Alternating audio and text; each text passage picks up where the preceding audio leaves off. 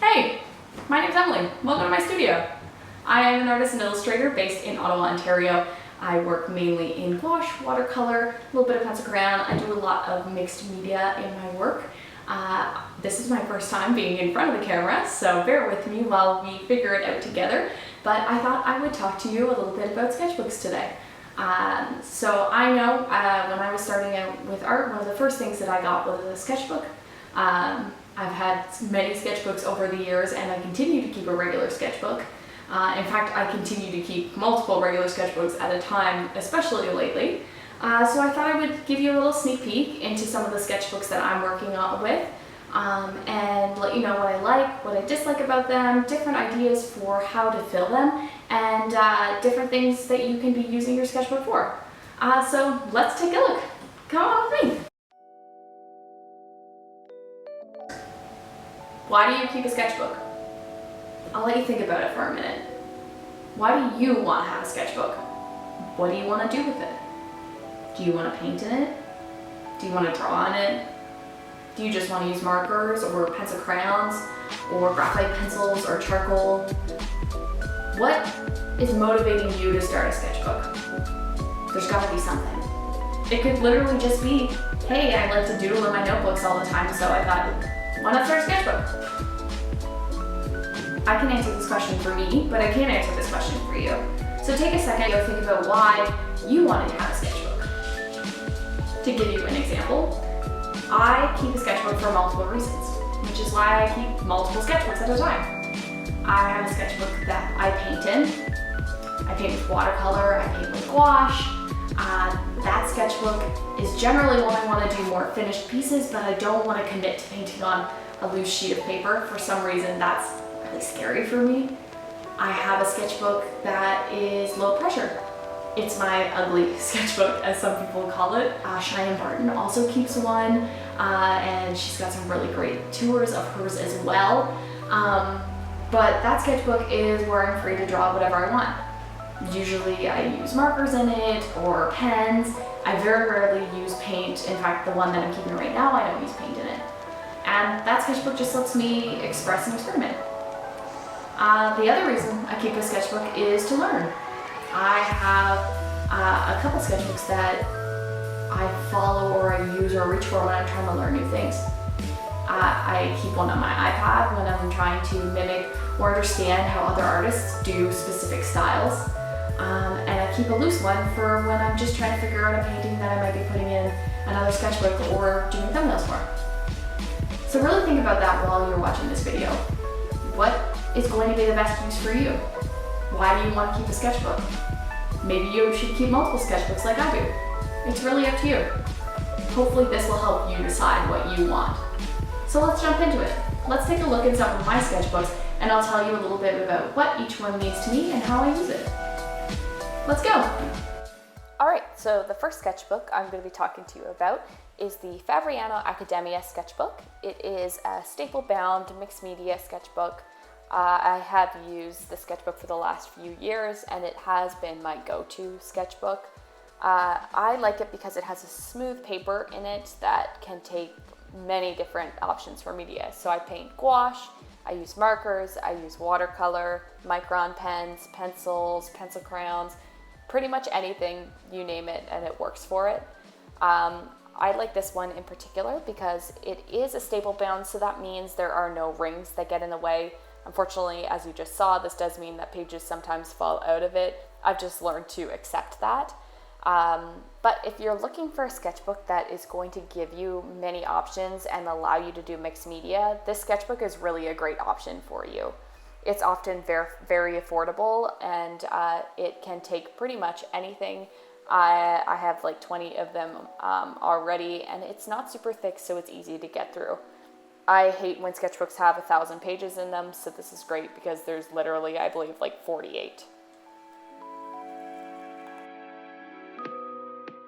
So this next sketchbook is my ugly sketchbook, as you heard me call it earlier. This is my Leitrim 1917 notebook. It is a dot grid. I prefer having a dot grid over a plain page for my loose sketchbook. It just takes a little bit of pressure off of me. Sometimes staring at a white blank page is a little bit daunting. I basically have just introduced using this sketchbook, so there's not a ton in it, but it's been great for loose sketches or trying to figure out my ideas or just drawing things that I want to draw that may not necessarily fit with my aesthetic of my other sketchbooks. I have used Posca markers in this sketchbook, Tombow markers, Micron pens, pretty much anything that's a dry media. I've used pencil crayons as well, and it has held up really well to all of those things. I wouldn't recommend doing heavy marker drawings in it. If you want to do heavy marker drawings, I would get a marker specific paper like maybe Render or something you can find at your local art store. But this has been great for just loose sketching, journaling, keeping track of everything that I need to keep track of. I really like the dot grid on it, which you are going to see a close-up of what the dot grid looks like in just a second. There you go. It's a light gray dot grid, so it's great. The next thing I'm going to show you is my iPad. My iPad is something that I have recently purchased after thinking about it for a long time and having friends say that I need to buy one. I am happy that I bought my iPad. I love it. I love using Procreate. I know it's not an affordable option, so if you can't afford getting an iPad, it is not something you absolutely need. It's just a nice thing to have. I like it because you can use pretty much any medium you want with just your Apple Pencil, and you can carry it everywhere you go. So it's been really nice to have to bring around with me to draw, to go see friends and draw. I use it all the time. Finally, I'm going to show you my favorite sketchbook, which is my gouache sketchbook. So this is the Etcher Perfect sketchbook. It was gifted to me actually about a year and a half ago, but I just finally started using it regularly. It is one of my favorite sketchbooks that I have ever used. It has cotton watercolor paper in it, so it's beautiful to work with. In this sketchbook, I mainly paint gouache. I also do use watercolor and pencil crayons. The paper is excellent. I have definitely put some heavy water on the paper and hardly have seen any wrinkling or changing in its shape or anything like that, which is something you commonly see with watercolor paper. The paper has a very natural texture. It's like a cold press paper, so that you definitely pick up on the texture when the watercolor or gouache is looser, which I really like. I find it adds a lot to the illustrations themselves. So if you do like a cold press paper, this would be perfect for you. This sketchbook is the perfect sketchbook to paint watercolor in or paint gouache in, or really probably paint anything in except for oil. It really holds up. I can't say enough about it. I love it. The illustrations I've done in this sketchbook are some of my favorite illustrations that I've ever done. So I'm really excited to make it all the way through this sketchbook and eventually be able to give you a full tour of it. But yeah, so this is the Etcher Perfect sketchbook. I will link them down below as well. They are a great company. I can't say enough about how much I love this stuff. Hello again! It's me! It's my face again!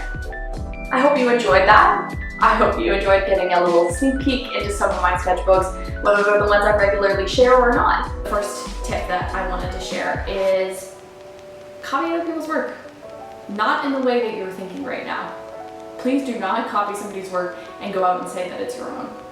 But find an artist that you admire.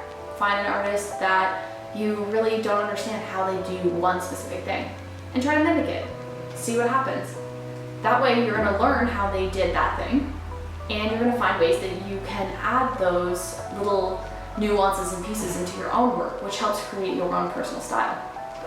My other suggestion is a fun little task, or I guess a fun little challenge that I do and I've done with many of my friends who are also artists, and I encourage you to do yourself.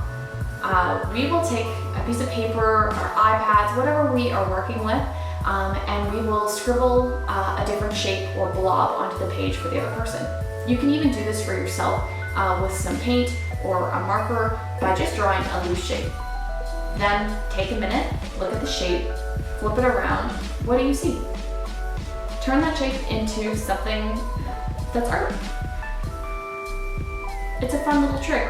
It'll get your mind going, it'll make you think a little bit more, and it'll make you do something that you may not have thought of doing before. Anyway, I hope this video helped. I am looking forward to sharing more with you guys, more about the process. If there's anything that you're interested in seeing, comment it down below, and I will be watching in the comments. Anyway, thanks for joining me. See you later.